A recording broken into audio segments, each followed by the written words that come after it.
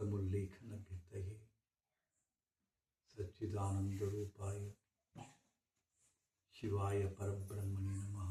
ओम शांति शांति शांति।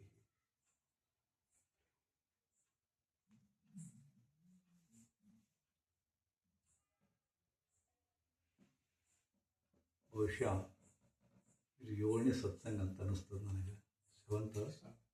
7 ದಿನ ಅನುಚಾನವಾಗಿ ನಿಮಗೆ ಗುರೂಜಿಯವರಿಂದ ಉದ್ಬೋಧಕವಾದಂಥ ಅನುಭವಗಮ್ಯವಾದಂತಹ ಬದುಕಿನೊಳಗೆ ಹಾಸುಹೊಕ್ಕಾಗಿ ನಿಮ್ಮದೇ ಕಥೆಯನ್ನು ದಿನ ಹೇಳ್ತಾ ಇದ್ದೇನೆ. ನಾನು ಬೇರೆ ಕಥೆಯನ್ನಲ್ಲ. ಗುರೂಜಿಯವರು ಮಾತಾಡೋದು ನಿಮಗೆ ಯಾಕೆ ಹಿಡಿಸುತ್ತಪ್ಪ ಅಂತಂದ್ರೆ ಅದರೊಳಗೆ ನೀವೇ ಪಾತ್ರಧಾರಿಗಳಿದ್ದೀರಿ. ನೀವೇ ಪಾತ್ರಧಾರಿಗಳು. ಅದು ನಿಮಗೆ ಗೊತ್ತಿದ್ದದ್ದೇ ಅದ, ನೀವು ಅನುಭವಿಸಿದ್ದದು ಅದು. ಆ್ಯಕ್ಚುಲಿ ಹೇಳಬೇಕಂದ್ರೆ ನಾನು ಏನು ಹೇಳ್ತೀನಿ ಅದು ನಿಮಗೆ ನಿಮ್ಮ ಜೀವನದೊಳಗೆ ಅನುಭವಕ್ಕೆ ಬಂದದು, ಅದಕ್ಕೆ ನಿಮಗೆ ಹಿಡಿಸುತ್ತೆ. ಈಗ ನಿಮಗೆ ಹಿಡಿಸಿದ್ದನ್ನು, ನಿಮಗೆ ಗೊತ್ತಿದ್ದನ್ನು ಹೇಳಿದರೆ ನಿಮಗೆ ಗೊತ್ತಾಗ್ತದೆ ಮತ್ತು ಲೈಕ್ ಅನ್ನಿಸ್ತದೆ. ನಿಮ್ಗೆ ಗೊತ್ತಿರದೇ ಇದ್ದದ್ದನ್ನು ನಾ ಹೇಳಿದ್ರೆ ಏನೂ ಲೈಕ್ ಆಗೋದಿಲ್ಲ ನಿಮಗೆ. ಉದಾಹರಣೆಗೆ ನಾನು ಎಂಥದ್ದು ಮೆಥಮೆಟಿಕ್ಸ್ ಬಗ್ಗೆ ಹೇಳಿದೆ, ಬಯಾಲಜಿ ಬಗ್ಗೆ ಹೇಳಿದೆ, ಇನ್ನೂ ನಿಮ್ಗೆ ಗೊತ್ತಾಗಲಾರ್ದಂಥದ್ದು ಮೆಟಾಫಿಸಿಕ್ಸ್ ಬಗ್ಗೆ ಹೇಳಿದೆ, ಲಾಜಿಕ್ ಬಗ್ಗೆ ಹೇಳಿದೆ ಅಂತ ತಿಳ್ಕೊರಿ. ಏನು ಗೊತ್ತಾಗೋದಿಲ್ಲ, ಇವೇ ಹೇಳ್ತಾರಂತೀರಿ ನೀವು. ಹೌದಲ್ಲ? ನಾನು ಏನು ಹೇಳ್ತೀನೋ 64 ವರ್ಷ, 64 ವರ್ಷದ ನನ್ನ ಯೋಗ ಜೀವನದ ಅನುಭವವನ್ನು నేను ಮುಂದಿಡ್ತಾ ಇದ್ದೀನಿ. ನಿಮ್ಗೆ ಎಲ್ಲರಿಗೂ ಒಂದು ವಿಚಿತ್ರ ಅನ್ನಿಸ್ತದೆ, ಮನುಷ್ಯ ಸಾಯಬಾರ್ದು ಅನ್ನಿಸ್ತದೆ. ಬೇಕಾದಷ್ಟು ಕಷ್ಟ ಇರಲಿ ಅವನಿಗೆ. ಮನುಷ್ಯನಿಗೆ ಬೇಕಾದಷ್ಟು ಕಷ್ಟ ಇರಲಿ,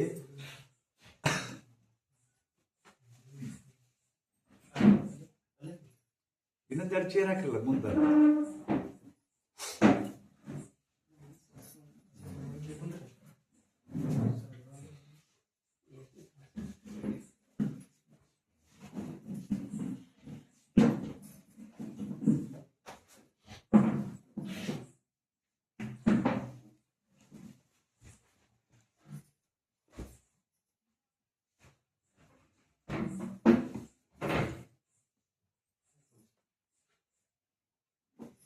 ನಾನು ಪದೇ ಪದೇ ಹೇಳ್ತೇನೆ ನಿಮ್ಗೆ, ಏನು ಮೂಗಿದ್ದಲ್ಲಿ ನೆಗಡಿ ಬರ್ತದೆ. ಹೌದಾ? ಎಷ್ಟೋ ಮಂದಿ ನೆಗಡಿ ಬಂದು ನೆಗಡಿ ಅಂತ ಜಡ್ ಅಲ್ಲ ಅಂತ, ನೆಗಡಿ ಅಂತ ಜಡ್ ಅಲ್ಲ, ಬೂಡಿ ಅಂತ ವಸ್ತು ಇಲ್ಲ ಅಂತ ಇವರು ಆಡ ಭಾಷೆಗಳು ಮಾತಾಡ್ತಾರೆ. ಯಾಕಮ್ಮ? ನೆಗಡಿ ಅಂತ ಜಡ್ ಅಲ್ಲ, ಬೂಡಿ ಅಂತ ವಸ್ತು ಇಲ್ಲ. ಹೌದಾ? ನೆಗಡಿ ಬಂದ್ರೆ ಭಾಳ ಕೆಟ್ಟ. ಬರೀ ನೆಗಡಿ ಅನ್ಸೋದ್ ಕರೆ, ಏನು ಕಣ್ಣು ಒಜ್ಜಕ್ಕವು, ತೆಗ್ಯಾಕೆ ಬರೋದಿಲ್ಲ, ಮೈ ಎಲ್ಲ ಹಣ್ಣಾಗುತ್ತೆ. ಹೌದಾ? ನೆಗಡಿ ಬರೀ ನೆಗಡಿ ಬಂದ್ರೆ. ಹೌದಾ? ಮೂಗೈತೆ ಅಂತ ನೆಗಡಿ ಬರ್ತದ. ಮೂಗ ಇರ್ಲಿಕ್ಕಂದ್ರೆ ಅಂತಂದ್ರೆ ನೆಗಡಿ ಬರಕತ್ತೈತಪ್ಪ. ಎಷ್ಟು ಪದೇ ಪದೇ ಕೆಲವು ಮಂದಿ ಆಡು ಭಾಷೆಗಳು, ಇದು ಕೆಲವು ಮಂದಿ ಇದು ಮಾಡ್ತಾರೆ, ಹಾಸ್ಯ ಮಾಡ್ತಾರೆ. ಏನಂದ್ರೆ ನನಗ ಗುರುಗಳ ವರ್ಷಕ್ಕೆ 1-2 ಸಲ ನೆಗಡಿ ಬರುತ್ತರಿಪ್ಪ. ವರ್ಷಕ್ಕೆ 2 ಸಲ ಕಾಯಂ ಬಂದ ನೆಗಡಿ. ಆದರೆ ವಿಚಿತ್ರ ಅಂದ್ರೆ ಒಂದ್ಸರಿ ಬಂದ್ರೆ 6 ತಿಂಗಳು ಇರ್ತದೆ.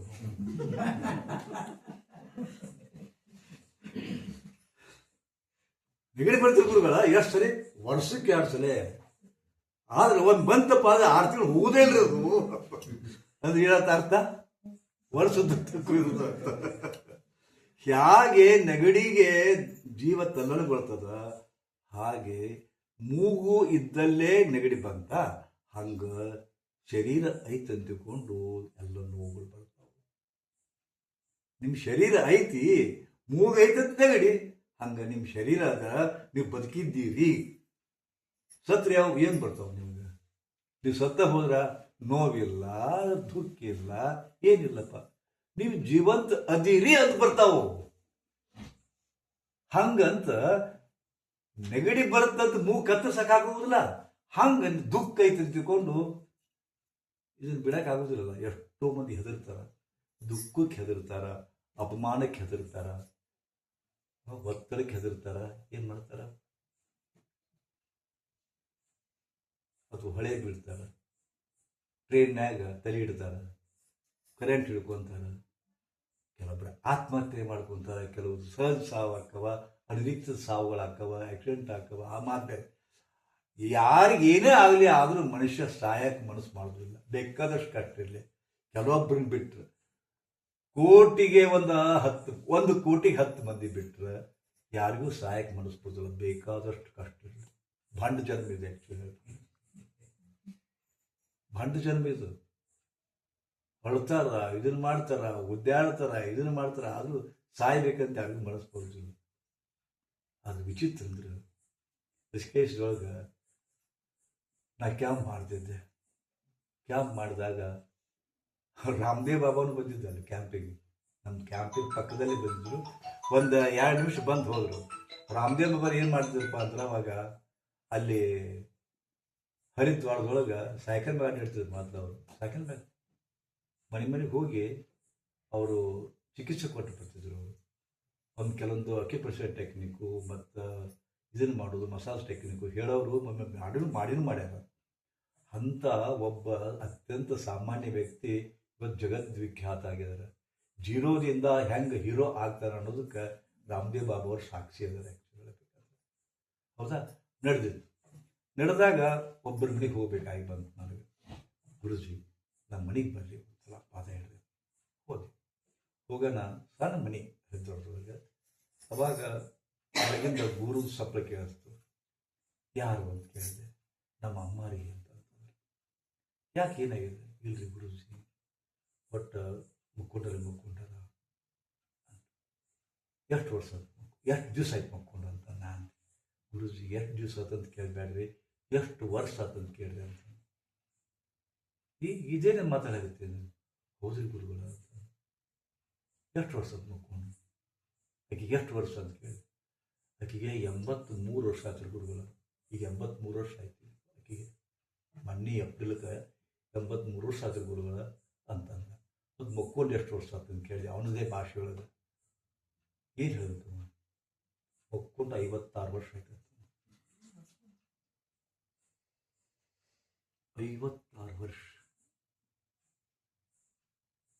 ನಾವು ಒಳಗೆ ಹೋದೆ. ಅವಾಗ ಭಾಳ ಕೆಟ್ಟ ಅನ್ನಿಸ್ತು. ಒಳಗೆ ಹೋದೆ. ಎಲವಿನ ಗೂಡ್ರಿ, ಎಲವಿನ ಗೂಡು. ಊರು ಎದ್ದು ಕಾಣಿಸ್ತಾವು. ಗುಡಿ ಹೋಗಿ ಎಲ್ಲ ಬರೀ ಕಣ್ಣು ಗುಡ್ಡಿ ಕಾಣಿಸ್ತವ. ಈ ಸ್ಕ್ಯಾಲ್ಟನ್ ಡೋಗಿ ಅಂತೀವಲ್ಲ, ಡೋಗಿ. ಒಳಗೆ ಹೋದೆ ಅಂತ ಹಿಂಗೆ ಕೈ ಎತ್ತಿ ಹಿಂಗೆ ಮಾಡಿದ್ದು. ಹೆಸರು ಏನಮ್ಮ ಅಂದೆ. ಸಾವಿತ್ರಿ ಅಂತ ತಿಳ್ಕೊಂಡು ಅಂದು. ಆಕೆ ನೋಡಿ ಭಾಳ ನನಗೆ ಕಣ್ಣಾನಿಗೆ ಬಂದು, ದೇವರ ಇಂಥದ್ದು ಒಂದು ಬದುಕಿರ್ತದ, ವೃದ್ಧಾಪ್ಯದ ಹಿಂಗೂ ಇರ್ತದ, ಜೀವನದ ಕೊನೆ ಕಾಲದಲ್ಲಿ ಹಿಂಗೂ ಇರ್ತದ ಅಂದ್ಕೊಂಡೆ. ಹೇಗದಿಯಮ್ಮ ಅಂತ ಕೇಳಿದೆ. ಗುರೂಜಿ ನಾ ಯಾವಾಗ ಸಾಯ್ತೀನಿ ಹೇಳ್ರಿ, ಸಾಕಾಗ್ಬಿಟ್ಟೈತೆ ನನಗೆ. ಮಂದಿ ಎಲ್ಲರೂ ಬದುಕಾಗಿ ಕೇಳ್ತಾರ, ಹೆಂಗಾರು ಮಾಡಿ ಅದು ಬದುಕಿಸಂತಾರ. ಆಕೆ ನಾ ಯಾವಾಗ ಸಾಯ್ತೀನಿ ಹೇಳ್ರಿ, ಸಾಕಾಗೈತಿ. ಪ್ರತಿಯೊಂದಕ್ಕೂ ಒಂದು ಅಂತಿಮತೆ ಅನ್ನೋದಿರ್ತದೆ.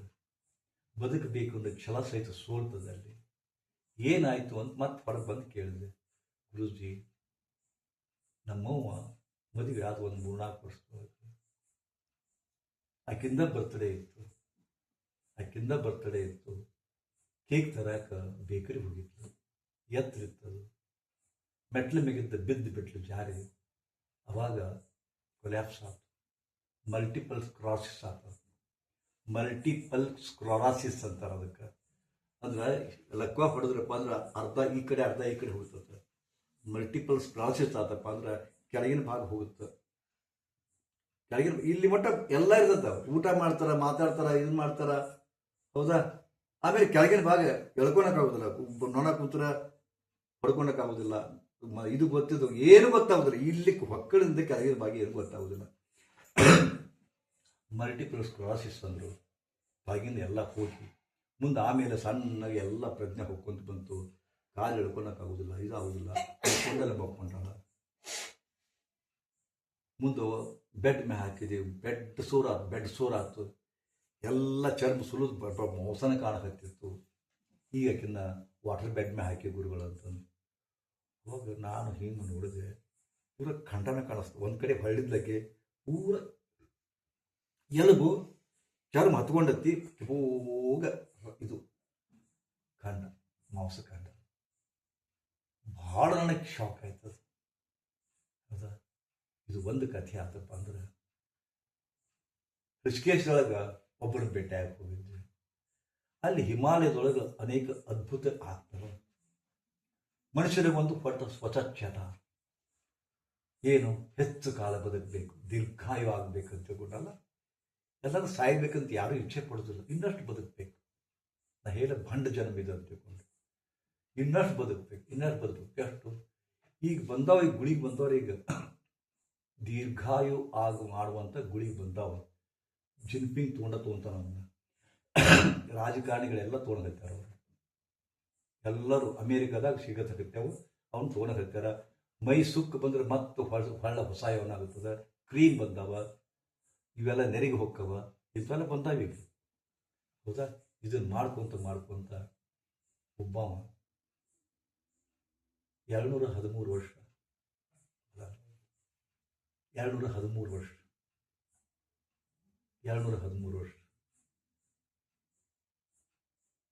ಅವ ದೇವರಾ ಬಾಬಾ ಅವ್ರ ಶಿಷ್ಯರು. ನನಗೆ ದೇವರಾ ಬಾಬಾ ಗುರುಗಳು. ಅವರೇ ನಾನು ಒಬ್ಬ ಗುರುಗಳ ಶಿಷ್ಯರು ಅಂದ್ಕೊಂಡು ನಾವಿಬ್ಬರು ಭೇಟಿಯಾಗಿದ್ದೀವಿ. ಅವ ಹೇಳಲಿಲ್ಲ ಮೊದ್ಲ, ಆಮೇಲೆ ಹೇಳಿದ, ನಾನು ನಂಬಲಿಲ್ಲ. ಕಡೆಗೆ ಪ್ರೂಫ್ ತೋರಿಸಿದ. ಮುಂದೆ ಅನೇಕ ಇದು ಆಗ್ತದ. ಅಲ್ಲಿ ಒಂದು ಫೋಟೋ ಅದ. ಹೌದಾ, ಯಾರು 213 ವಯಸ್ಸಾಗಿತ್ತು, ಅವನ ಗೆಳೆಯ ನನ್ನ ಗೆಳೆಯ, ಅವನ ಗೆಳೆಯ ನನ್ನ ಗೆಳೆಯ. ಅವಾಗ ಅವನ ಹೆಸರು ಹೇಳಿದಾಗ ನಾವಿಬ್ಬರು ಪ್ರಾಣ ಸ್ತಂಭನ ಯೋಗ ಅಂತ ಅಟೆಂಡ್ ಆಗಿದ್ವಿ. ನಾವು ಅಲ್ಲೇ ಋಷಿಕೇಶದೊಳಗೆ, ಹರಿದ್ವಾರದೊಳಗೆ ಕೋರ್ಸ್ ನಡೀತಿದ್ದು ಪ್ರಾಣ ಸ್ತಂಭನ ಯೋಗ ಅಂತ ತಿಳ್ಕೊಂಡು. ಅವಾಗ ಬಹುಶಃ ಆ ಇದರಿಂದ ಅವರು ಮಾಡ್ಕೊಂಡಾರ ಅಂತ ತಿಳ್ಕೊಂಡು ಅನಿಸ್ತು ನನಗೆ. 213 ವರ್ಷ. ಅವರ ಗುರುಗಳು ಸ್ವಾಮಿ ಕೈವಲ್ಯಣ್ಣ ಅಂತ ತಿಳ್ಕೊಂಡು, ಅವ್ರ ಗುರುಗಳು ದೇವರಾ ಬಾಬಾ, ಅವ್ರ ಗುರುಗಳು ಸಚ್ಚಿದಾನಂದ ಬಾಬಾ. ದೇವರಾ ಬಾಬಾ ಅವರು 650 ವರ್ಷ ಬದುಕಿದ್ರು. ದೇವರಾ ಬಾಬಾ 650 ವರ್ಷ ಬದುಕಿದ್ರು. ಈಗ ಅವ್ರು 937 ವಯಸ್ಸು ನಾ ಭೇಟಿಯಾದಾಗ 937 ಇಯರ್ಸ್ ಅವರು. ಈಗ ನಾನು ಅವ್ರ ಭೇಟಿಯಾಗಿ ಒಂದು 1974 ಒಂದು 26, ಒಂದು 25, 51 ವರ್ಷ ಆಯ್ತು. ಸರಿ ಸುಮಾರು ಈಗ 1,000 ವರ್ಷ ಮಟ್ಟ ಬಂದವರ ತಿಳ್ಕೊರಿ. ಹೀಗೆ ಈಗ ಇದೆಲ್ಲ ಹೇಳಿದ ಮೇಲೆ ಇದು 213 ವಯಸ್ಸಾಗಿತ್ತಲ್ಲ, ಅವ ಒದ್ದಾಡಕತ್ತಿತ್ತು, ದೊಡ್ಡ ಟೆನ್ಷನ್ ಆಗಿತ್ತು. ಮೊದಲು ಜೀವನವನ್ನ ಎಂಜಾಯ್ ಮಾಡಿ ಈಗ ನಾವು ಒಳ್ಳೆ ಇದನ್ನು ಕಲಿತೀವಿ. ವಿದ್ಯಾ ಏನು ಅನ್ಸುತ್ತೆ ನಿಮಗೆ? ಇಲ್ಲ ರೀ ಗುರುಗಳೇ, ನಾವು ಸಾಯ್ಬೇಕು ಅನ್ಸುತ್ತೆ. ಈಗ ನಾ ಯಾಕರಿ ಇಷ್ಟು ಇದು ಆಯುಷ್ ಕೇಳಿ ಅವನ್ನೆಲ್ಲ ಕಲಾ ಮಾಡಿ ಅವನ್ನೆಲ್ಲ ಆರ್ಟ್ ತೊಗೊಂಡು ಅವನ್ನೆಲ್ಲ ಟೆಕ್ನಿಕ್ ಮಾಡಿ ನಾ ಯಾಕರಿ ಇಷ್ಟು ಬದುಕಿದೆ ಅಂತ. ಯಾಕೆ ಏನಾಗೈತಿ? ನಾನೊಬ್ಬ ಸಂಸಾರಿ, ಯೋಗಿ ಅಲ್ಲ. ಸಂಸಾರ ಇದ್ಕೊಂಡು ಯೋಗ ಮಾಡಕತ್ತೀನಿ. ಮೊದಲ ಮಕ್ಕಳಿದ್ದು, ಹೌದಾ, ಮಕ್ಕಳು ಕೂಡ ಪ್ರೀತಿ ಇದ್ದಿದ್ದೆ. ಅವ್ರ ಬಿಸ್ನೆಸ್ ಹಚ್ಕೊಟ್ಟೆ ಮೇಲೆ ಅವ್ರಿಗೆ ಮಕ್ಕಳಾದು, ಮೊಮ್ಮಕ್ಕಳು ಕೂಡ ಪ್ರೀತಿ ಇದ್ದಿದ್ದೆ. ಮೊಮ್ಮಕ್ಕಳಿಗೆ ಮಕ್ಕಳಾದು. ಈಗ ನಾನು ಹಿಂಸರ್ಕೊಂಡು ಬಂದೆ. ಯಾಕಂದ್ರೆ ಮಕ್ಕಳಿಗೆ ಎಷ್ಟು ನಾ ಆತ್ಮೀಯ ಇದ್ದೆ, ಮೊಮ್ಮಕ್ಕಳಿಗೆ ಅಷ್ಟು ಆತ್ಮೀಯ ಆಗಲಿಲ್ಲ. ಮುಂದೆ ನನ್ನ ಬರೀ ಮೊಮ್ಮಕ್ಕಳು ನನಗೆ ಕಾಳಜಿನ ಮಾಡಲಿಲ್ಲ, ನಾನು ನೋಡವಲ್ರು ಅವ್ರನ್ನ. ಹೌದಾ, ಇಷ್ಟೆಲ್ಲ ನನ್ನ ಬಳಗದ. ಎಷ್ಟು? 146 ಮಂದಿ ನಮ್ಮ ಕುಟುಂಬದಾಗ ಅದಾರ. ನಾ ಒಂಟಿಯಾಗಿನಿ. ನನ್ನದೇ ಕುಟುಂಬ ಇದು, ನನ್ನದೇ ಬಳಗ. ಆದ್ರೆ ನನ್ನನ್ನು ಪರಕೀರಿ ಅಂತ ಹೋಗುತ್ತಾರ. ಇದು ಭಾಳ ಅಸಹ್ಯ ಅನಿಸುತ್ತೆ. ಅನಿಸ್ತಾ ಇದೆ. ಸಾಯ್ಬೇಕು ಅನಿಸ್ತದೆ. ನೋಡಿದಿರ, ಒಂದು ಲಿಮಿಟ್ ಇರ್ತದೆ. ಬದುಕಬೇಕನ್ನೋದಕ್ಕೂ ಒಂದು ಲಿಮಿಟ್ ಇರ್ತದೆ, ಒಂದು ಹಂತ ಇರ್ತದೆ. ಆ ಹಂತ ದಾಟಿದಾಗ ಜೀವನ ಮಜಾ ಅನಿಸೋದಿಲ್ಲ. ಅದಕ್ಕೆ ಪರಮಾತ್ಮ ಭಾಳ ಶಾನೆ ಆದ. 70, 80, 100ಕ್ಕೆ ನಮ್ಮನ್ನು ಮುಗಿಸ್ತಾನ. ಮತ್ತು ಹೊಸ ಜನ್ಮ ಮಜಾ ಇರ್ತದೆ. ಅದು ಅಂಗಿ ಹಾಕೊಂಡು ಎಷ್ಟರ ದಿವಸ ಇರ್ಬೇಕು? ಹೊಸ ಅಂಗಿ ಕೊಡ್ತಾನೆ ಪರಮಾತ್ಮ. ಅದಕ್ಕೆ ಸೀಮಿತ ಆಯುಷ್ ಇಟ್ಟಿರ್ತಾನೆ. ಅದಕ್ಕೆ ಪರಮಾತ್ಮನಿಗೆ ಬೇಯಬೇಡ್ರಿ. ಪರಮಾತ್ಮನ ಲೆಕ್ಕ ಇವತ್ತಿಗರ ಬರೋಬ್ಬರಿ ಇರ್ತದೆ. ಇದೇ ಜನ್ಮದಾಗ ನಾ ನಿಮಗೆ 130 ಆಯುಷ್ ಕೊಟ್ರಪ್ಪ ಅಂದ್ರೆ ಸಾಯ್ತೀರಿ ನೀವು. ಒಲ್ಲೆ ಅಂತೀರಿ, ಅಷ್ಟು ಆಯುಷ್ ಕೊಟ್ರೆ ಯಪ್ಪ ಬ್ಯಾಡೋ ಯಪ್ಪ ಅಂತಂತೀರಿ ನೀವು. ಈಗ ನೋಡಿರ್ಬೇಕಾರೆ ಮುದುಕರಿಗೆ ಕೇಳಿರ್ಬೇಕಾರ, ಯಾರ್ಯಾರು 70 ಮ್ಯಾಗ 80 ಮ್ಯಾಗ ಅದರ, ಯಾಕ್ರಿ ನೀವು ಶತಾಯುಷಿಗೆ ಯಾರು ಶತಾಯುಷಿ ಬ್ಯಾಡೋ ಯಪ್ಪ, ಇದನ್ನು ಯಾವಾಗ ಬರುತ್ತೆ ಸಾವತ್ ಕುಂತೀನಿ ಶತಾಯುಷಿ ಆಡ. ನೀವೆಲ್ಲರೂ ಶತಾಯುಷಿ ಆಗ್ಬೇಕಂತೀರಿ, ಲಗುನ ಸಾಯಬಾರ್ದು ಅಂತೀರಿ. ಅದಕ್ಕೊಂದು ಲಿಮಿಟೇಷನ್ ಇರ್ತಲ್ಲ, ಲಿಮಿಟೇಷನ್ ಇರ್ತಲ್ಲ. ಅದಕ್ಕೆ ಬದುಕು ಹೆಂಗಿದ್ರು ಕೂಡ ಕವಿ ಖುಷಿ ಕವಿ ಕವಿ ಗಮ್. ಬದುಕು ಅನ್ನೋದು ಹಂಗಿರ್ಬೇಕು. ಮತ್ತು ಅದು ಜೀವನದ ನಿಯಮ. ಒಂದೇ ಥರ ಇತ್ತಪ್ಪ ಅಂತಂದ್ರೆ ಅದಕ್ಕೆ ಬೆಲೆ ಇರುವುದಿಲ್ಲ. ಸೈನ್ಸ್ ಒಂದು ಇದು ತೆಗೆದೈತಿ, ಏನು ಟೆನ್ಷನ್ ಇರ್ಬೇಕಂತದ್ದು.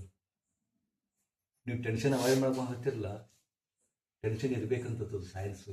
ಈಗಿನ ಸೈನ್ಸು, ಮಾಡರ್ನ್ ಸೈನ್ಸು ನಿಮ್ಗೆಲ್ಲರಿಗೂ ಟೆನ್ಷನ್ ಇರ್ಬೇಕಂತದ್ದು, ಚಿಂತೆ ಮಾಡ್ಬೇಕಂತದ್ದು, ನಿಮಗೆ ದುಃಖ ಬರಬೇಕಂತದ್ದು. ಇದು ಹೊಸದಲ್ಲ, ಇದು ಹೊಸದು. ನಿಮಗೆ ದುಃಖ ಚಿಂತೆ ಟೆನ್ಷನ್ ಇದ್ರೆ ನಿಮ್ಮ ಬದುಕು ಚಂದ ಇರ್ತದಂಥದ್ದು. ಎಷ್ಟು ಮಜಾ ಅಲ್ಲ.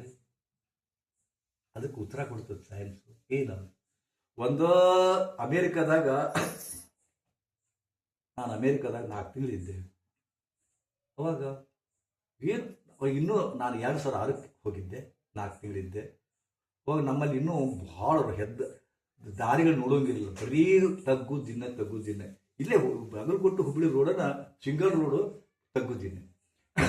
ಅವಾಗ ನಾನು ಅಲ್ಲಿ ಹೋದಾಗ ಏನಪ್ಪ ರಸ್ತೆ ಮಾಡ್ಯಾರ, ಏನಪ್ಪ ನಮ್ಮಲ್ಲಿ ಯಾವಾಗ ಅಂದ್ಕೊಂಡಿದ್ದೆ. ಈಗ ಸಂತೋಷದ ಸಮಾಚಾರ ಅಂದ್ರೆ ನಮ್ಮಲ್ಲಿ ಕೂಡ NHಗಳು ಹೈವೇಗಳು ಭಾಳ ಚಂದ ಅದಾವ, ಹೆಮ್ಮೆ ಪಡುವಂಗಾಗ್ಯಾವ ನಮ್ಮದು ಕೂಡ.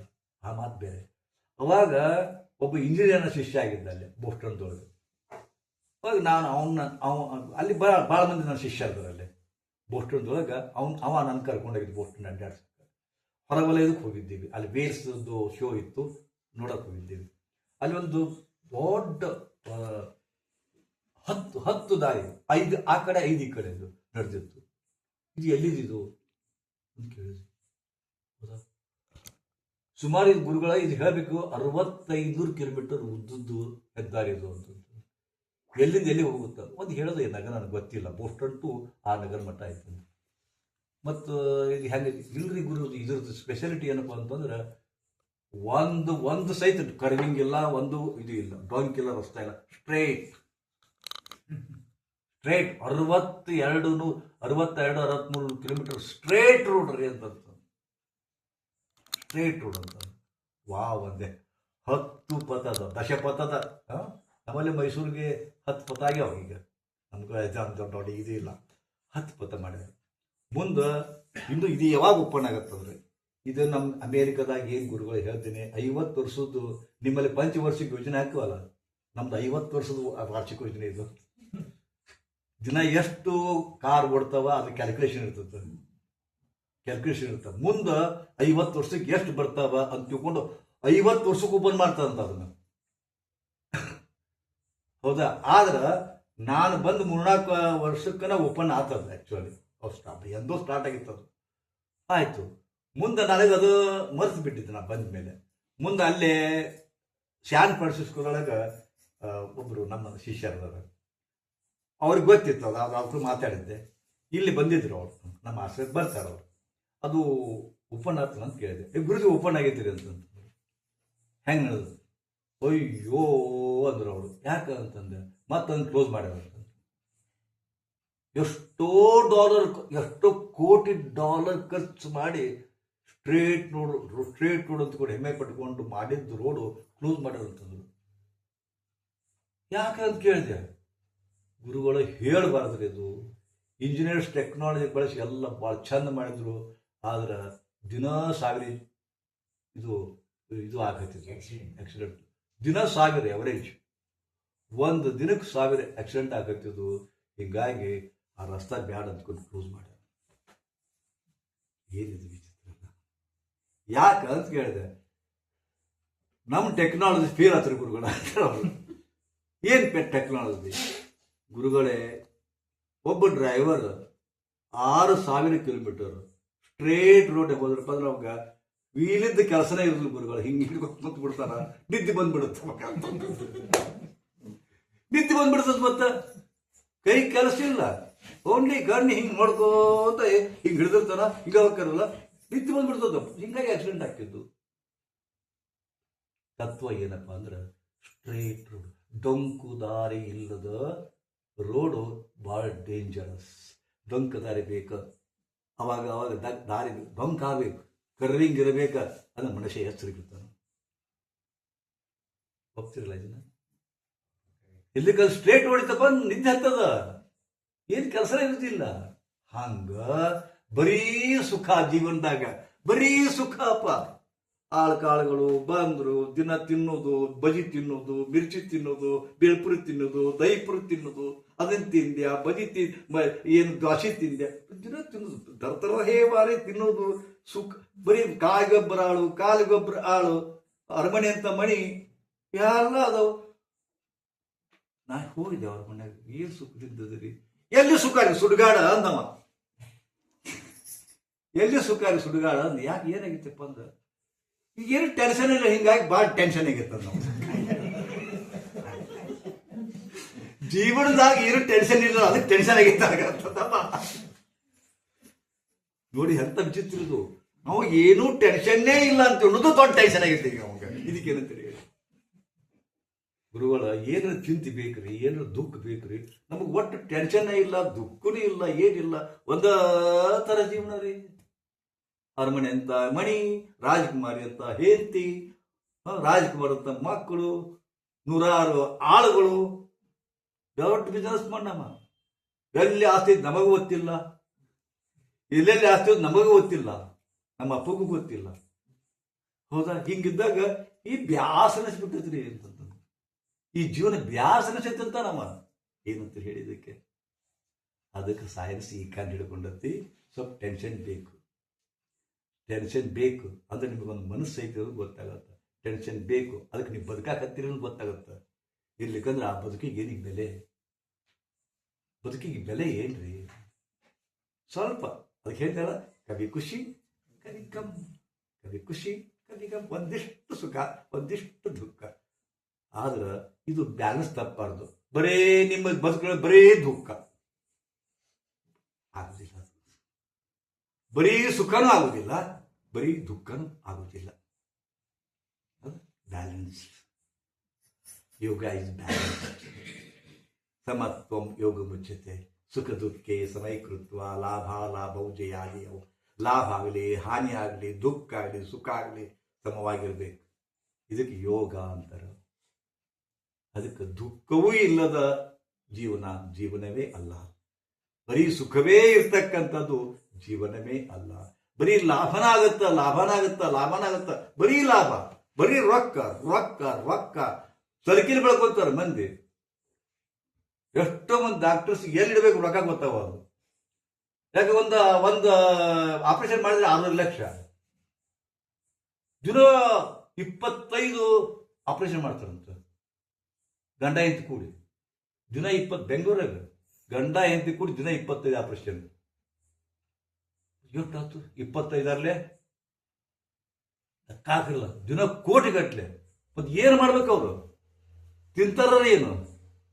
ಮನಿ ಕಟ್ಟಿದ್ರು, ಮನಿ ಮ್ಯಾಗ ಮನಿ ಕಟ್ಟಿದ್ರು, ಮಾಡಿ ಹಿಡಿದ್ರು, ಅಪಾರ್ಟ್ಮೆಂಟ್ ಹಿಡಿದ್ರು. ಮತ್ತೇನು ಮಾಡ್ಬೇಕು? ಸಾಕಾಗಿಬಿಟ್ಟತ್ರಿ ಅಂತಂದು ಗಳಿಸಿ. ಬರೀ ರೊಕ್ಕ ಬರ್ತೈತ್ರಿ, ಖರ್ಚು ಏನ್ ಮಾಡ್ಬೇಕು ಗೊತ್ತಾವ ಅಂತಾರ ಅವರು. ಇದೆಂತದ ಇದು? ಕೆಲವು ಮಂದಿಗೆ 1 ಲಕ್ಷ ರೂಪಾಯಿ ವಜ್ಜೆ ಆಗೈತಿ, 10,000 ರೂಪಾಯಿ ವಜ್ಜೆ ಹಾಕಬ, ಅವರಿಗೆ ಕೋಟಿಗಟ್ಟಲೆ ಇದ್ರು ಸಹಿತ. ಮನುಷ್ಯ ಮೈದಾಸ್ ಹಾಕೊಂಡಾನ, ಮೈದಾಸ್. ಮುಟ್ಟಿದ್ದೆಲ್ಲ ಚಿನ್ನ ಆಗ್ಬೇಕಂತ ಬಯಸ್ತಾನ. ಎಲ್ಲರೂ ಮೈದಾಸ್ಗಳು. ನಾವು ಮೈದಾಸ್ ಕತ್ಕೇಳಿರಲ್ಲ, ಮೈದಾಸ್. ಪರಮಾತ್ಮ ಒಲದಂತ ಏನ್ ಬೇಕು ಹೊರ ಕೇಳು ಅನ್ನಂತ, ನಾ ಮುಟ್ಟಿದ್ದೆಲ್ಲ ಚಿನ್ನ ಆಗ್ಬೇಕಂತ. ಎಸ್ ತಥಾಸ್ತು ಅನ್ನ. ಖುಷಿ ಆಯ್ತು. ಮುಟ್ಟಿದ್ದೆಲ್ಲ ಚಿನ್ನ, 1 ತೊಲಿ 1 ಲಕ್ಷ. ಈ 1.5 ಲಕ್ಷ ಇನ್ನು 2 ಲಕ್ಷ ಆದರೂ ತೊಗೊಂತಾರೆ ಮಂದಿ, ಪಾಳಿಯಷ್ಟು ತೊಗೊಂತಾರೆ ಮತ್ತೆ ಮಂದಿ 2 ಲಕ್ಷ ಆದರೂ ನೋಡ್ಬೇಕಾರೆ ಈ 1.5 ಲಕ್ಷಕ್ಕೆ ಬರುತ್ತೆ. ಒಂದು 37 ಶಾರ್ಟ್ಲಿ 1.50 ಆಗುತ್ತಂತಾರೆ. ಮತ್ತು ಬಹುಶಃ ಇನ್ನೊಂದು ವರ್ಷ ಏನಾಗುತ್ತೆ, 1 ತೊಲಿಗೆ 2 ಲಕ್ಷ. ಹೌದಾ? ಬೆಂಗಳೂರಾಗಂತೂ ಕಳ್ಳಕಾಕರ ಸ್ವರ್ಗ ಅದು ಬೆಂಗಳೂರು ಅಂದ್ರೆ, ಲಂಚಕೋರರ ಸ್ವರ್ಗ. ಪ್ರತಿಯೊಂದು ಮನ್ಯಾಗೂ ಒಂದೊಂದು ಬಜೆಟ್ಟಿಗೆ ಬೇಕಾಗುವಷ್ಟು ರೊಕ್ಕ ಅದಾವು ಬೆಂಗಳೂರಾಗ. ಒಂದೊಂದು ಬಜೆಟ್, ಕರ್ನಾಟಕದ ಒಂದು ಬಜೆಟ್ ಆಗುವಷ್ಟು ರೊಕ್ಕ ಒಬ್ಬೊಬ್ಬರ ಮನ್ಯಾಗ ಅದಾವು. ಅಷ್ಟು ಇರ್ತಾರ ಆ ಬೊಕ್ಕಸವನ್ನ. ಬಿಸ್ಕಿಟ್ ಇಟ್ಟಾರ, ಈ ಕೆಲವೊಂದು ಇಟ್ಟಂಗೆ ಇಟ್ಟಾರ, ಚಿನ್ನದ ಇಟ್ಟಿಗೆ ಇಟ್ಟಾರ್ರಿ, ಹಟ್ಟಿ ಗೋಲ್ಮಾಣಿಸ್ನಲ್ಲ ಮನ್ಯಾಗ. ಹೌದಾ? ಒಬ್ರಿಗೆ ಒಂದು ಚಟ ಬೀಳ್ತಾವಂಗ, ದಿನಾ ಒಂದು ಕಳ್ಳ ಬಾಗಿಲು ಮಾಡ್ಯಾರ, ಕಳ್ಳ ಬಾಗಿಲು. ಈಗೆಲ್ಲ ಇದನ್ನ ಹಚ್ತಾರ, ರ್ಯಾಪರ್ ಹಚ್ತಾರ, ಗೊತ್ತೇ ಆಗುದಿಲ್ಲ ಇಲ್ಲಿ ಬಾಗಿಲು ಐತೆ ಅಂತಿಕೊಂಡು ಹಿಂಗೆ ಟೇಕಿ ಹೊತ್ತಾರ, ಹಿಂಗೆ ಸರಿಯಾಗಿ ಓಪನ್ ಆಗುತ್ತೆ. ಓಪನ್ ಆಗೋಣ ಒಳಗೆ ಹೊಕ್ಕಾರ, ಒಳಗೆ ಹೋಗಿದ್ದು ಯಾರಿಗೂ ಗೊತ್ತಾಗೋದಿಲ್ಲ, ಅಲ್ಲಿದ್ದದ್ದು ಗೊತ್ತಾಗೋದಿಲ್ಲ. ಅವಂಗೊಂದು ಚಟ ಈ ಮೈದಾಸರಿಗೆ ಏನು, ದಿನ ಸಂಜೆ ಮುಂದೆ 1 ತಾಸು ಕುಂತು ಎಲ್ಲ ನೋಡೋದು. ನಾನು ಎಷ್ಟು ಇಟ್ಟಿಗೆ ಚೆನ್ನದಾವು, ಎಷ್ಟು ಬಂಗಾರದಿದ ಅದಾವು, ಎಷ್ಟು ರೊಕ್ಕ ಅದಾವು, ಹಿಂಗೆ ನೋಡಿದಾಗ ಅವ ನಿದ್ದೆ ಹತ್ತಿತ್ತು ಅವಂಗ. ಬರೀ ನೋಡಿದ್ರಾಗ ಆನಂದ. ಬಟ್ ಏನು ಬಂತು ಮೈದಾಸ ಮುಟ್ಟಿದ್ದೆಲ್ಲ ಚಿನ್ನ ಆಗಲಿ ಅಂದ, ಖುಷಿಯಿಂದ ಬಂದ, ಹಿಂಗೆ ಮುಟ್ಟಿದ ಇದು ಚಿನ್ನ ಆಯ್ತು, ಇದನ್ನು ಮುಟ್ಟಿದ ಇದು ಚಿನ್ನ ಆಯ್ತು, ಅದನ್ನು ಮುಟ್ಟಿದ ಅದು ಚಿನ್ನ ಆಯ್ತು. ಖುಷಿಯೋ ಖುಷಿ. ಮುಂದೆ ಎಟ್ಟರ ಮುಟ್ತಾನ, ಮುಟ್ಟಿ ಬ್ಯಾಸತ್ತು, ಕುರ್ಚಿ ಮೇಲೆ ಕುಂತ ಹಿಂಗೆ ಹಿಡ್ದ, ಇದು ಚಿನ್ನ ಆಯ್ತು. ಆಳುಗಳಿಗೆ ಹಿಡ್ದ, ನೀರಡಿಗೆ ನೀರು ತೊಗೊಂಬ ಅಂದ, ನೀರಿನ ಬಾಟ್ಲಿ ಬಂತು, ಹಿಂಗೆ ಹಿಡ್ದ ಚಿನ್ನ ಆಯ್ತು. ಒಳಗಿಂದ ನೀರು ಹಿಡ್ದ ಅದು ಚಿನ್ನ ಆಯ್ತು. ಅದು ಚಿನ್ನನ ಕುಡಿಯಕ್ಕೆ ಹೋಗ್ತಾರ, ಚಿನ್ನ, ಗಟ್ಟಿ ಚಿನ್ನ. ನೀರು ತೊಗೊಂಬಾರು, ಮತ್ತೆ ಹಿಂದಿಗೆ ಹಿಡ್ದು ಊಟ ತೊಗೊಂಬ ಅಂದ, ರೊಟ್ಟಿ ಗಿಟ್ಟಿ ಎಲ್ಲ ಚಿನ್ನ ಅದು. ಮಗಳು ಬಂದ್ಲು, ಅಪ್ಪ ಹಿಂಗ್ಯಾಕೆ ಕುಂತಿ ಅನ್ನೋದು, ಬಾ ಮಗಳೇ ಅಂತ ಕೂಡ ತಗೊಂಡ, ಮಗಳು ಚಿನ್ನ ಅದು ಅಂದ. ಚಿನ್ನ ಬೇಡ, ಏನು ಬೇಡ ದೇವ್ರೇ, ಮೊದಲು ಹೆಂಗಿದ್ದಂಗೆ ಮಾಡು ಅಂತ. ಎಲ್ಲರೂ ನಮ್ಮ ಮೈದಾಸ್ಗಳಾಗಿ ನಾವೆಲ್ಲ ಮೈದಾಸ್. ಕಾರಣ ಇವತ್ತು ನಿಮ್ಮ ಬಳಿ ಏನು ಕಮ್ಮಿ ಅದ ಹೇಳ್ರಿ? ಮತ್ತೆ ಹೆಂಡತಿದಾರ, ಗಂಡದ, ಮಕ್ಕಳದ, ಅರಮನೆ ಅಂತ ಮಣಿ ಅದ, ದೊಡ್ಡ ಬಿಸ್ನೆಸ್ ಅದ. Are you happy? ಏನೋ ಒಂದು ಕಲ್ಕೊಂಡು ಏನೋ ಭಾವ ಅದ ನಿಮಗೆ, ಏನೋ ಒಂದು ಕಿರಿಕಿರಿ ಕಾಡ್ತಾ ಇದೆ ನಿಮಗೆ, ಏನೋ ಒಂದು ಅವ್ಯಕ್ತ ಭಾವ, ಏನೋ ಕಳ್ಕೊಂಡಿನಿ. ಇದು ಮಾತ್ರ ಎಲ್ಲರನ್ನು ಕಾಡ್ತಾ ಇದೆ. ಎಲ್ಲ ನಮ್ಮ ಬದುಕು ಹೆಂಗೈತಪ್ಪ ಅಂದ್ರೆ, ಎಲ್ಲ ಇದ್ದು ಏನು ಇಲ್ಲದಂತ ಬದುಕು. ಎಲ್ಲದ ಮತ್ತ ಏನು ಕಮ್ಮಿ ಇಲ್ಲ, ಆದ್ರೆ ಬದುಕು ಹೆಂಗದಪ್ಪ ಅಂದ್ರೆ ಏನೂ ಇಲ್ಲದಂತ ಬದುಕು. ಹೀಗಾಗಿ ಇದರ ಮಧ್ಯೆ ಕೂತ್ಕೊಂಡು ನಿರಾಶೆಯಾಗಿ ಕೂತ್ಬಿಟ್ಟಿವಿ. ಸುಖ ಇಲ್ಲ, ನೆಮ್ಮದಿ ಇಲ್ಲ, ಸುಖ ಇಲ್ಲ. ಸುಮ್ಮನೆ ಕಾಲ್ಗೇಟ್ ಸ್ಮೈಲ್, ಯಾರು ಬಂದ್ರೆ ಕಾಲ್ಗೇಟ್ ಸ್ಮೈಲ್, ಯಾರು ಬಂದ್ರೆ ಒಳಗಿಂದ ಇಲ್ಲವೇ ಇಲ್ಲ. ಅದಕ್ಕೆ ಈ ಲಾಫಿಂಗ್ ಕ್ಲಬ್ ಬಂದಾವ. ನಗಬೇಕಂತ ಡಾಕ್ಟರ್ ಹೇಳ್ತಾರ, ಸೈಕಾಲಜಿಸ್ಟ್ ಹೇಳ್ತಾರ,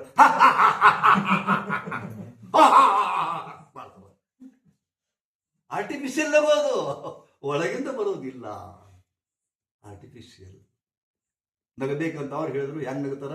ಒಳಗಿಂದ ಬರೋದಿಲ್ಲ, ಅದು ಆರ್ಟಿಫಿಷಿಯಲ್. ಮತ್ತೆ ಹೆಂಗ ಇರೋದ್ರ ಕೂಡ ಬದುಕೊಂಡು ಕಲಿಯಿಲ್ಲ ನಾವು. ನಮಗೆ ಸದ್ಯ ಇರೋದು ಏನದ ಅದ್ರ ಕೂಡ ಬದುಕೋದನ್ನೇ ನಾವು ಕಲಿಯಲಿಲ್ಲ. ದೇವ್ರು ಎಲ್ಲ ಕೊಟ್ಟ, ಸೈನ್ಸ್ ಎಲ್ಲ ಕೊಡ್ತು. ಏನು ಕೊಟ್ಟಿಲ್ಲ ರೀ ಸೈನ್ಸು? ವಾಷಿಂಗ್ ಮಷಿನ್ ಕೊಡ್ತು, ಡಿಶ್ ವಾಶ್ ಕೊಡ್ತು. ಏನು ನಮ್ಮನ್ನ ಸುಖದಿಂದ ಇಡ್ಲಿಕ್ಕೆ ಸೈನ್ಸು ಪ್ರತಿ ಕ್ಷಣಕ್ಕೂ ಹೋರಾಡ್ತದ. ಅದಕ್ಕೆ ಹೆಂಗ್ ಗೊತ್ತಾಗುತ್ತೋ? AI ಮೊದಲ ಬಂದದ್ದು ಅನ್ಸುತ್ತೆ ನಮಗೆ. ನೀವು ಬರೀ ಮಾತಾಡ್ಕೊಂಡೋದು ಕೇಳಿದ್ರೆ ಗೊತ್ತಾಗುತ್ತೆ ಅದಕ್ಕೆ, ಸೈನ್ಸಕ್ಕೆ. ಅದನ್ನ ಕೊಟ್ಬಿಡ್ತದೆ ಸೈನ್ಸು. ಅಮೆಜಾನ್ ಆಯ್ತು, ಫ್ಲಿಪ್ಕಾರ್ಟ್ ಆಯ್ತು, ಇದು ಆಯ್ತು, ಎಲ್ಲ ಆಯ್ತು. ಎಷ್ಟು ನೋಡ್ರಿ, ಎಷ್ಟು ಅಂತಂದ್ರೆ ಪ್ರತಿಯೊಂದು ಸರಳ ಮಾಡಿಬಿಟ್ಟಾರ, ಪ್ರತಿಯೊಂದು ಈಜಿ ಮಾಡ್ಯಾರ, ಪ್ರತಿಯೊಂದು ಗಾರ್ಜಸ್ ಮಾಡ್ಯಾರ. ಸುಖದಿಂದ ಇರ್ಲಿಕ್ಕೆ ಏನು ಬೇಕು ಎಲ್ಲವನ್ನು ಕೊಟ್ಟದ. ಆದ್ರೆ ಸುಖನೇ ಕಸ್ಕೊಂಡದ್ದು. ಅದು ಎಲ್ಲ ಕೊಟ್ಟು ಸೈನ್ಸು ಸುಖನ ಕಸ್ಕೊಂಡೈತಿ, ನೆಮ್ಮದಿ ಕಸ್ಕೊಂಡೈತಿ, ಬದುಕನ್ನು ಕಸ್ಕೊಂಡೈತಿ. ಮೊಬೈಲು ಏನು ಮಾಡಿಲ್ಲ. ಅದು ಮೊಬೈಲ್ನಾಗ ಎಲ್ಲ ಅದ, ಏನಿಲ್ಲ. ಸಾಕ್ಷಾತ್ ಜಗತ್ತು ಅದ, ಇಡೀ ಜಗತ್ತು ಅದ. ಹೌದಾ? ಈಗ ಮೊಬೈಲ್ ಬಿಟ್ಟು ಇರ್ಲಿಕ್ಕೆ ಆಗುವುದಿಲ್ಲ? ಆಗತ್ತೆ ನಿಮಗೆ? ಸಾಧ್ಯವೇ ಇಲ್ಲ, ಸಾಧ್ಯವೇ ಇಲ್ಲ. ಆದರೆ ಒಂದು ನೆನಪದ ನಿಮಗೆ, ನಿಮ್ಮ ಮೊಬೈಲೇ ನಿಮ್ಮ ದುಃಖಕ್ಕೆ ಕಾರಣ ಆಗ್ಯದ, ನಿಮ್ಮ ಮೊಬೈಲೇ ನಿಮ್ಮ ಟೆನ್ಷನ್ಗೆ ಕಾರಣ ಆಗ್ಯದ. ಹೆಂಡತಿ ಮೊಬೈಲ್ ಬಳಸೋದು ನಿಮ್ಗೆ ಹಿಡಿಸೋದಿಲ್ಲ, ಮಕ್ಕಳು ಮೊಬೈಲ್ ಬಳಸೋದು ನಿಮ್ಗೆ ಹಿಡಿಸೋದಿಲ್ಲ. ಬ್ಯಾಡ್ ಅಂದಿಕ್ಕೆ ಆಗೋದಿಲ್ಲ. ಮಕ್ಕಳಿಗೆ ಬ್ಯಾಡ ಅಂತ ಹೇಳಿ ನೋಡಬೇಡ ಮಗನ ಈ ಮೊಬೈಲ್ ಅಂತಂದ್ರೆ, ಚಂತನ ನೀ ಅದ್ರಾಗ ಕೂಡ್ತೀನಿ ನನಗೆ ಹಾಕಿ ಬರ್ತೀಯ ಅಂತಂತಾರೆ ಮಕ್ಕಳು. ನೀ ಹೇಳಕ್ ಬರಬೇಡ ಅಂತಾರೆ ಅಪ್ಪು ಸ್ವಂತ ಹಚ್ಚ ಹೇಳ್ತಾರ ಅವ್ರು. ಅಪ್ಪ ನೀನು ಹೇಳಕ್ ಬರಬೇಡ, ಚಂತ ನೀ ಬಿಡು, ನಾನು ಬಿಡ್ತೀನಿ ಅಂತಾರ. ನೀ ಬಿಡಕ್ಕಾಗೋದಿಲ್ಲ, ಅವ್ರು ಬಿಡೋದಿಲ್ಲ. ಇಂಥ ಪರಿಸ್ಥಿತಿ ಕಾರಣ ಹೆಂಗೆ ಬದುಕಬೇಕು ಅನ್ನೋದು ಗೊತ್ತಾಗಿಲ್ಲ. ಅದಕ್ಕೆ ಆರ್ಟ್ ಆಫ್ ಲಿವಿಂಗ್ ಅಂತಕ್ಕಂಥ ಇದನ್ನು ಹುಟ್ಟಿದ್ರು ರವಿಶಂಕರ್ ಗುರುಜಿ. ಇಂಥದನ್ನು ಗಮನಿಸಿನೇ ಆರ್ಟ್ ಆಫ್ ಲಿವಿಂಗ್ ಅಂತ ಮಾಡಿದರು. ಆದರೆ ಏನು 1000 ಆರ್ಟ್ ಆಫ್ ಲಿವಿಂಗ್ ಮಾಡಿದ್ರು ಕೂಡ ನಿಮ್ಮ ಬದುಕು ಸುಧಾರಿಸೋದಿಲ್ಲ. ಕಟ್ಟಿಟ್ಟು ಬುದ್ಧಿ. ಯಾಕಪ್ಪ ಅಂದ್ರೆ ಡೀಪ್ ರೂಟೆಡ್ ಅಂತ ನಿಮ್ಮದು, ಡೀಪ್ ರೂಟೆಡ್. ಅದಕ್ಕೆ ಇಲ್ಲಿ 10 days ಕ್ಯಾಂಪ್ ಮಾಡ್ತೀವಿ, ಆರ್ಟ್ ಆಫ್ ಲವಿಂಗ್ ಅಂತ ತಿಳ್ಕೊಂಡು. ಆರ್ಟ್ ಆಫ್ ಲವಿಂಗ್, ಅದು ಆರ್ಟ್ ಆಫ್ ಲಿವಿಂಗ್, ಇಲ್ಲಿ ಆರ್ಟ್ ಆಫ್ ಲವಿಂಗ್. ಇದು ಯಾರನ್ನ ಲವ್ ಮಾಡೋದು? ಯಾರನ್ನ ಲವ್ ಮಾಡೋದು? ಲವ್ ಮಾಡಿ ಸಾಗೈತಿ. ನಿಮ್ಗೆ ಲವ್ ಮಾಡೋದೇ ಗೊತ್ತಿಲ್ಲ, ಸುಡುಗಾಡು. ಲವ್ ಅರ್ಥರ ಗೊತ್ತಿಲ್ಲ. ಯಾಕಂದ್ರೆ ಲವ್ದ ಹಿಂದೆ ದ್ವೇಷ ಅದ. ಪ್ರೀತಿ ಪ್ರೀತಿ ಪ್ರೀತಿ ಅಂತ ಪಡ್ಕೊಂತಿರಲ್ಲ, ಪ್ರೀತಿಯಿಂದನೇ ದ್ವೇಷ ಅದ. ಹೌದಾ? ಅದು ನಿಮ್ಗೆ ಗೊತ್ತೇ ಇಲ್ಲ. ನಾ ಮಂದಿ ಪ್ರೀತಿ ಮಾಡ್ಕೊಳ್ಳೋದು ಹೇಳ್ತಾ ಇಲ್ಲ, ನೀವುಗೆ ನಿಮ್ಮನ್ನು ಪ್ರೀತಿ ಮಾಡ್ಕೊಳ್ಳೋದು ಗೊತ್ತಾಗೋದು ಹಣೆ ಬರಕ. ಮತ್ತೊಬ್ಬರನ್ನ ಪ್ರೀತಿ ಮಾಡೋದು ಬಿಟ್ಟು ಬಿಡ್ರಿ. First start loving yourself. ನಿಮ್ಮನ್ನು ನೀವು ಪ್ರೀತಿ ಮಾಡ್ಕೊಳ್ಳಿ. ನಾ ಪದೇ ಪದೇ ಹೇಳ್ತೀನಿ, in this world you are first. ನೀವು ಮೊದಲು, ಬಾಕಿ rest of the people next. ಮನೆಗೆ ಇಟ್ಕೊಂಡ್ಬಿಟ್ಟಿದ್ದು. You are first, rest of the people are next. ನೀವು ಜೀವಂತಿದ್ರು ತಾನೆ, ನೀವು ಜೀವಂತಿದ್ರು ತಾನೆ ಬದುಕನ್ನು ಅನುಭವಿಸೋದು, ನೀವು ಜೀವಂತಿದ್ರು ತಾನೆ ಎಂಜಾಯ್ ಮಾಡೋದು. ಇವತ್ತು ನಿಮ್ಮ ಹತ್ರ ಎಲ್ಲ ಅದ, ನೀವೇ ಇಲ್ಲ. ನಿಮ್ಮ ಹತ್ರ ಎಲ್ಲ ಅದ, ನೀವೇ ಇಲ್ಲ. ತೊಗೊಂಡು ಏನು ಮಾಡ್ತೀರಿ? ಎಲ್ಲ ಇದ್ರು ತೊಗೊಂಡು ನೀವೇನು ಮಾಡೋರು? ಅದಕ್ಕೆ ಸ್ಟಾರ್ಟ್ ಲವಿಂಗ್ ಯುವರ್ ಸೆಲ್ಫ್. ಯಾಕೆ ಈ ಮಾತನ್ನು ಹೇಳ್ತೀನಿ? ಭಯಂಕರ ಸೂಕ್ಷ್ಮದ. ನಾಳೆಗೆ ಹೇಳ್ತೀನಂತ. ನಿಮ್ಮನ್ನು ನೀವು ಹೆಂಗೆ ಲವ್ ಮಾಡ್ಕೊಳ್ಳೋದು ಅಂತಿಕೊಂಡು. ಟೈಮ್ ಆಯಿತು, ಸ್ವಲ್ಪ ಲೇಟಾಗಿ ಶುರು ಮಾಡಿದ್ವಿ. ನಾನು ಲಿಮಿಟ್ ಹಾಕ್ಕೊಂಡಿನಿ, ಯಾಕಂದ್ರೆ ನಿಮಗೆ ಊಟಕ್ಕೆ ಲೇಟ್ ಆಗ್ಬೋದು ಅಂದ್ಕೊಂಡು 1 ತಾಸು ಮಾತಾಡ್ತಿದ್ದೆ ಸತ್ಸಂಗದೊಳಗೆ. ಇವತ್ತು 45 ನಿಮಿಷ. 8:15 ಶುರು ಆಗಿತ್ತು, 9 ಗಂಟೆ ಆಯಿತು. ಮುಗಿಸೋಣ. ಅಲ್ಲಿವರೆಗೂ ಮುಂದಿನ ಧಾರಾವಾಹಿ ನಾಳೆ. ಮುಂದಿನ ಧಾರಾವಾಹಿ ನಾಳೆ ನೋಡ್ರಿ. ಮುಂದಿನ ಸಂಚಿಕೆಯಲ್ಲಿ ಅಂತಾರಲ್ಲ, ನಿಮ್ಗೊಂದು ಅದು ಮುಗಿಸ್ಬೇಕಾದ್ರೆ ಒಂದು ಇಟ್ಬಿಡ್ತಾರ, ನಾಳೆಗೆ ನೋಡಲೇಬೇಕು ಅನ್ನೋದು. ಹೌದಾ? ಸೊ ಮತ್ತೆ ನಾಳೆ ಕೊಡೋಣ. ಇದು ಏನಪ್ಪ ಅಂತಂದ್ರೆ, ಒಂದು ವಸ್ತು ತೊಗೊಂಡ್ರೆ ಒಂದು ಫ್ರೀ ಅಂತ ಹೇಳ್ತಾರಲ್ಲ, ಹಂಗನೆ ನೀವಿಲ್ಲಿ ಟ್ರೀಟ್ಮೆಂಟಿಗೆ ಬಂದಿರಿ, ಅದು ಮುಖ್ಯ. ಆದರೆ ಟ್ರೀಟ್ಮೆಂಟ್ ಜೊತೆಗೆ ಗುರುಗಳ ಸತ್ಸಂಗ ಫ್ರೀ ನಿಮಗೆ. ಟ್ರೀಟ್ಮೆಂಟ್ ಯಾರು ತೊಗೊಳಕ್ಕೆ ಬರ್ತಿರಲ್ಲ, ಗುರುಗಳ ಸತ್ಸಂಗ ಫ್ರೀ. ಅಮೂಲ್ಯ ಸತ್ಸಂಗವನ್ನು ನೀವು ಎಂಜಾಯ್ ಮಾಡ್ತಾ ಇದ್ದೀರಿ. ಗುರುಗಳ 65 ವರ್ಷದ ಆಧ್ಯಾತ್ಮಿಕ, ಲೌಕಿಕ, ಸಾಂಸಾರಿಕ ಅನುಭವಗಳು ಏನದವಲ್ಲ, ನಿಮ್ಮಂಥ ಲಕ್ಷಗಟ್ಟಲೆ ಮಂದಿ ಬಂದು ನಮ್ಮೊಂದು ಹೇಳಿದ್ದು ತೋಡ್ಕೊಂಡದ್ದು ಎಲ್ಲ ಒಂದು ಸ್ಟೋರೇಜ್ ಐತದು. ಎಷ್ಟು ಕೋಟಿ GB ಐತಿ ಗೊತ್ತಿಲ್ಲ ಇದ್ರಾಗ. ಬರೀ ಒಂದು ಮೊಬೈಲ್ನಾಗ ಒಂದು ಇದನ್ನ ಹಾಕಿದ್ರಪ್ಪ ಅಂದ್ರೆ 60 GB ಅಂತ ಓಡ್ತದದು. ನನ್ನೂ ಒಂದು 2,500 ವಿಡಿಯೋ ಕ್ಲಿಪ್ ಅದಾವ. 2,500 ವಿಡಿಯೋ ಕ್ಲಿಪ್, 30 ನಿಮಿಷದ್ದು, 40 ನಿಮಿಷದ್ದು, 50 ನಿಮಿಷದ್ದು, ಎಷ್ಟು ಜಿ ಬೇಕೋ ಗೊತ್ತಿಲ್ಲ. 2,500 ವಿಡಿಯೋ ಕ್ಲಿಪ್ ಅದು ಎಷ್ಟಾಗಿರ್ಬೋದು. ನನ್ನೂ ಹೋಗಿ ಅಲ್ಲಿ ಮ್ಯಾಪ್ ಕುಂತಾವಲ್ಲಿ ಕಾಸ್ಮಾಸ್ನಾಗ. ನನ್ನಂತವ್ರು ಕೋಟಿಗಟ್ಟಲೆ ಮಂದಿ ಮಾತಾಡೋರು. ಒಟ್ಟು ಜನಜಂಗುಳಿ ಅದು, ಎಲ್ಲ ಕಾವಿಗೆ. ಆದ್ರೆ ಅದು ಅಸೀಮ. ಕಾಸ್ಮಾಸ್ ಅನಂತ ಅವರು. ಇನ್ನು ಎಷ್ಟು ಕೋಟಿ ಇದು ಜಿ ಬಿ ಐತೆ ಗೊತ್ತಿಲ್ಲ. ಹೌದು. ಆದ್ರೆ ಆ ಜಿ ಬಿ ಎಲ್ಲ ಕುಂತತಲ್ಲ ಕಾಸ್ಮಾಸ್ನಾಗ, ಅದು ಕಣ್ಣಿಗೆ ಕಾಣೋದಿಲ್ಲ. ಅಲ್ಲಿ ಇದ್ದದ್ದು ಇಲ್ಲಿ ಅದ, ಅಲ್ಲಿ ಏನದ ತುಂಬೈತಿಲ್ಲ, ಇಲ್ಲದ. ಅದಕ್ಕೆ ಪರಮಾತ್ಮ ಅನ್ನೋದು. ಈಗ ನೋಡಿ, ಇದನ್ನ ನಾವು ಬಂದ್ ಮಾಡಿ ಕುಂತಿರ್ತೀವಿ ಮೊಬೈಲ್. ನಾ ಹೇಳ್ತೀನಿ ಬಂದ್ ಮಾಡ್ರಿಪ್ಪ, ಏರೋಪ್ಲೇನ್ ಮೋಡ್ದಾಗ ಇಡ್ರಿ ಅಂತ ಹೇಳ್ತೀವಿ. ನೀವು ಹೊರಗೆ ಹೋದ ಕೂಡ ಓಪನ್ ಮಾಡ್ತೀರಿ, 60 ಮೆಸೇಜ್ ಬರ್ತಾವ, 30 MMS ಬರ್ತಾವ, 4-5 ವಿಡಿಯೋ ಕ್ಲಿಪ್ ಬರ್ತಾವ. ಎಲ್ಲಿದ್ದು ಇಟ್ಟು ತನಕ? ಎಲ್ಲಿ ಕುಂತಿದ್ದವು? ಇಲ್ಲಿ ಕುಂತಿದ್ರಲ್ಲ, ಬಂದ್ ಮಾಡಿರಿ. ಅವು ಎಲ್ಲಿದ್ದು? ಇಷ್ಟೊತ್ತನಿಗೆ ಎಲ್ಲಿದ್ದು? ಎಲ್ಲಿದ್ದು?